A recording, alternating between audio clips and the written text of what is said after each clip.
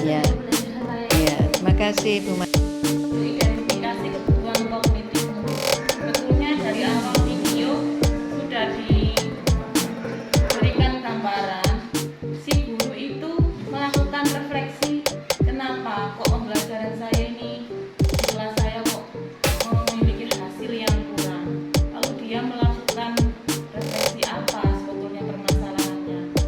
Nah, sebagai guru kita juga harus melakukan refleksi dikala refleksi itu diperlukan dalam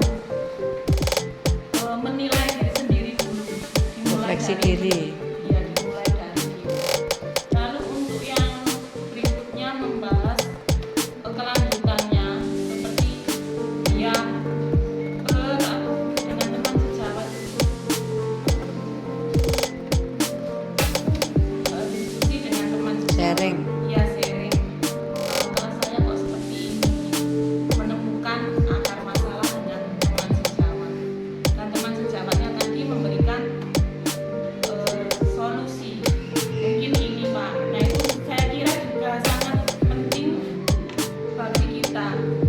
Biasanya guru itu sharing, Bu, ini murid si A ini kok kurang, atau pembelajaran saya kurang mendapatkan hasil yang maksimal.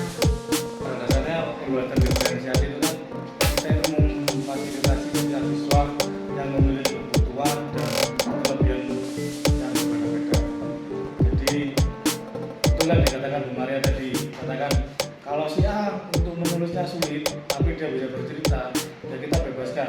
Jadi untuk penugasannya juga berbeda. Nanti seumpama Lulu nulisnya bagus, Lulu besok suruh membuat resume dari apa yang telah dikerjakan hari ini.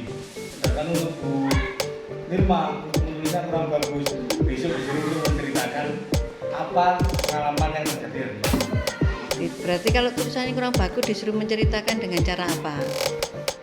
Kalau berceritakan dengan mulut secara lisan langsung. Berarti secara lisan. Artinya Bu Nirma dalam penyampaiannya lebih bagus dari Bu Lulu, seperti itu ya. Ini contoh ya.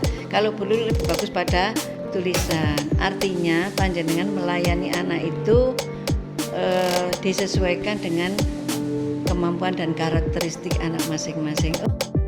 Yang telah diputarkan barusan, dapat saya simpulkan beberapa hal. Yang pertama, dari video pertama itu kita sebagai guru harus mengidentifikasi jika terdapat permasalahan yang ada di kelas atau di lingkungan yang kita ajar. Misal dari video yang pertama tersebut itu adalah ketika guru merasa kenapa kok siswa-siswanya itu kurang, nilainya kurang, maka beliau mengidentifikasi terlebih dahulu dari dirinya sendiri. Ternyata setelah mengidentifikasi, beliau menemukan bahwa anak-anak itu miskomunikasinya dari bahasa tersebut. Kemudian setelah mengidentifikasi masalah yang ada di kelas, beliau melanjutkan, atau kita harus melanjutkan, yaitu dengan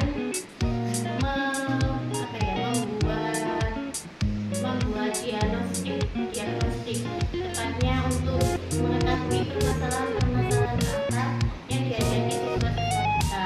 Setelah kita melaksanakan hal tersebut, dilanjut dengan video yang kedua, yaitu tentang pentingnya pemetaan siswa agar kita lebih mudah dalam memberikan perlakuan kepada siswa-siswa tersebut. Misal di kelompok ini siswanya lebih ke pembelajarannya sukanya di audio, maka kita memberikan pembelajarannya di audio. Kemudian kalau yang kelompok lain lebih sukanya di visual, maka kita memberikan pembelajarannya di visual. Seperti itu. Itu saja yang bisa saya simpulkan. Iya, terima kasih Bu Aina.